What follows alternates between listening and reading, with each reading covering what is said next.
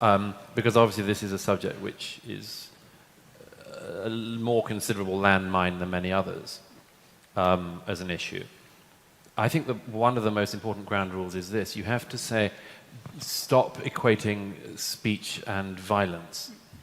Stop saying, in all of this stuff, we need to find a way to think out loud. Okay? In a group like you're describing, or any other group, we have to find a way to think out loud and to try stuff out. Sometimes it will be wrong, often it'll be right, and so on, but we have to be able to have that ability.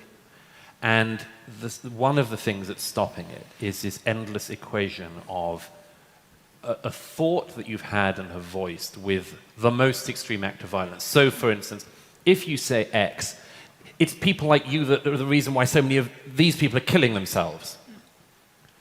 You can't have any conversation if a part of the answer is being presented in that way. And I suppose just to see the people who are doing that as just using another tactic in order to win a particular sectional point. But allowing words to be words again is the beginning of some kind of solution. Yeah, very quickly, there's something I said about that, because on the niqab debate, they were saying that Boris shouldn't have said what he said because it will encourage hate crime against Muslim women in niqabs. Now, I'm often repeat this mantra that I came up with, that no idea is above scrutiny and no person should be beneath dignity. And I'm all for protecting the dignity of the woman inside the veil while criticizing and even mocking the fact that she has to cover her face because somehow her beauty needs to be kept wrapped up like a sweet, which is the analogy often given in mosques. Now, if you follow this principle that you can't say something because it encourages hate crime against the person you're speaking about, you can't be critical of their ideas, you could apply it both ways. So I said that I put up a status, and it's like, if we can't speak about Muslim fundamentalism because it can be used, our critique of Muslim fundamentalism can be used to encourage hate crime against Muslims, then let's not also speak about anti-Muslim bigotry, because jihadists use that to recruit people to kill non-Muslims. It's a very real thing. Jihadists are killing non-Muslims, and they use Islamophobia, I don't like that phrase, they use Islamophobia as an excuse to recruit people. So likewise, we shouldn't speak about discrimination against Muslims either, because we're encouraging hate crime. And so in the end, what we find is that we can't say anything. We want to just shut up and not speak. Well, that's the aim. That is indeed. So I've just got to say, don't allow for anyone to tell you that when discussing ideas, you shouldn't talk about them because what somebody else might do. Of course, everyone's individually responsible. We have to be responsible for how we speak about our own ideas, but not for how other people abuse what we're trying to say.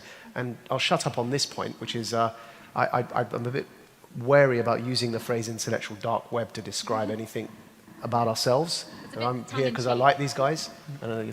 That's pretty much it. But that's exactly the way they talk on the intellectual dark web. If I could throw in something super quick. Eric coined it. I think it's your fault.